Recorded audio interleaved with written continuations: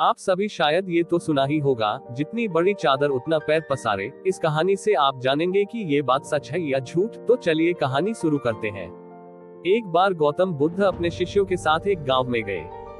गांव में उनके आने की खबर फैल गई और लोग बड़ी संख्या में उनका प्रवचन सुनने आए। प्रवचन के बाद एक युवक उनके पास आया और बोला, भगवान, मेरी सोच बहुत छोटी है। मुझे ऐसा लगता है जैसे मेरी सोच बंधी हुई है, जैसे एक बैल पतली रस्सी से बंधा रहता है। मैं अपनी सोच को बड़ा करना चाहता हूँ, लेकिन समझ नहीं आता कैसे। कृपया मुझे कोई रास्ता बताइए। बुद्ध ने उसे देखा और मुस्कुराते हुए बोले, कल सुबह सूरज निकलने से पहले मुझसे मिलना, तुम्हारे सवाल का जवाब तभी मिलेगा। युवक ने हाँ कर दी और बुद्ध के निर्देश का इंतजार करने लगा। एक उदाहरण से सिखाने का प्रयास। अगली सुबह सूर्योदय से पहले बुद्ध उस युवक को एक खेत में ले गए। वहाँ कुछ बैल एक पतली रस्सी से खूंटों से बंधे हुए थे।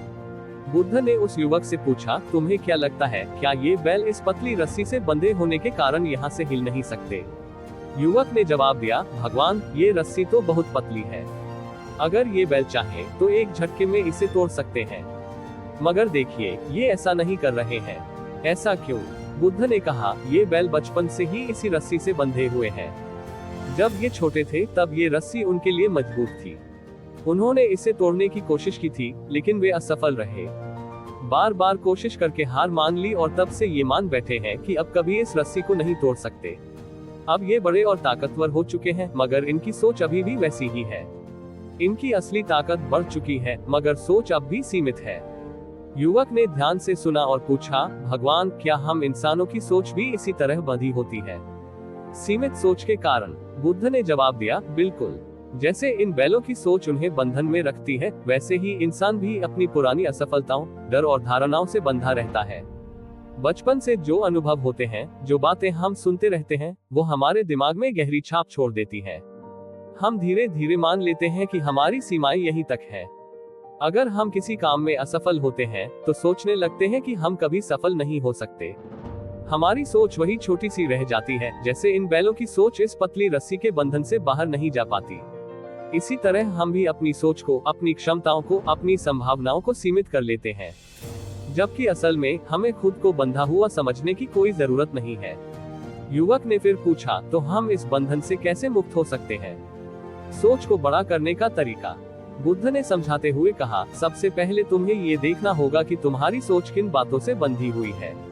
कौन सी धारणाएं, कौन से विचार तुम्हें आगे बढ़ने से रोक रहे हैं। जब तुम समझ जाओगे कि ये सब तुम्हारे मन की बनाई हुई सीमाएं हैं, तब तुम इन्हें तोड़ पाओगे। दूसरा कदम है अभ्यास और धैर्य।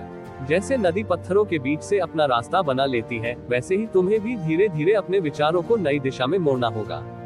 जब भी कोई नकारात्मक विचार आए तो उससे पूछो, क्या ये सच में मेरी सीमा है या सिर्फ मेरे मन का भ्रम? स्वतंत्र सोच का महत्व। बुद्ध ने एक और उदाहरण दिया। मान लो कि एक पक्षी लंबे समय से पिंजरे में बंद है। एक दिन पिंजरे का दरवाजा खुला रहता है, मगर पक्षी बाहर नहीं निकलता। क्यों? क्योंकि उसे बाहर की दुनिया अनजानी और खतरनाक लगती है। उसे लगता है कि पिंजरे के बाहर जाना सुरक्षित नहीं है। इसी तरह हम भी अपने विचारों और डर के पिंजरे में फंसे रहते हैं। असली आजादी तभी मिलती है जब हम अपने बंधनों को तोड़ने की हिम्मत करते हैं। हमारी सोच भी तभी बड़ी होगी जब हम उसे सीमित करने वाले विचारों से बाहर निकलेंगे। ध्यान और आत्म जागरूकता का महत्व। बुद्ध ने आगे बताया, ध्यान और आत्म जागरूकता से भी सोच को मुक्त किया जा सकता है। ध्यान तुम्हें ये समझने में मदद करता है कि तुम्हारे विचार बस बादलों की तरह आते जाते रहते हैं, वे स्थायी नहीं हैं। जब तुम ये जान लेते हो कि तुम्हारे विचार ही तुम्हें बंधन में नहीं रख सकते, तो तुम उनसे दूर होना सीख जाते हो। जब तुम रोज अपने विचारों पर ध्यान दोगे, तो धीरे धीरे तुम्हारी सोच खुलने लगेगी। तुम नए नए विचारों को अपनाने के लिए तैयार हो जाओगे। अंतिम सीख। युवक को अब बात समझ में आने लगी थी। उसने गौतम बुद्ध को प्रणाम किया और कहा, भगवान, आज आपने मुझे एक नई दिशा दिखाई है। अब मैं समझ गया हूँ कि मेरी सोच कैसे बंधी हुई थी और मैं उसे कैसे मुक्त कर सकता हूँ। मैं रोज अपने विचारों पर ध्यान दूंगा और उन्हें नई दिशाओं में ले जाने का अभ्यास करूंगा। बुद्ध ने मुस्कुराते हुए कहा, ध्यान रखना, ये कोई रातों रात होने वाली चीज नहीं है। इसके लिए समय, धैर्य और अभ्यास की जरूरत होती है। लेकिन जब तुम अपने विचारों को नियमित रूप से बदलोगे, तब तुम्हारी सोच स्वतः ही बड़ी और स्वतंत्र हो जाएगी। जैसे बैल अपनी असली ताकत पहचान कर रस्सी तोड़ देता है, वैसे ही तुम भी अपनी सोच की सीमाओं को तोड़ सकोगे। इस सीख के साथ बुद्ध ने युवक को विदा किया। युवक ने ठान लिया कि वह अपनी सोच की सीमाओं से बाहर निकलेगा और अपने जीवन को नई दिशा में ले जाएगा। इस कहानी की सीख, इस कहानी से हमें ये शिक्षा मिलती है कि हम अपनी सोच को अक्सर सीमित कर लेते हैं और ये सीमाएं हमारे मन के भ्रम के कारण होती हैं।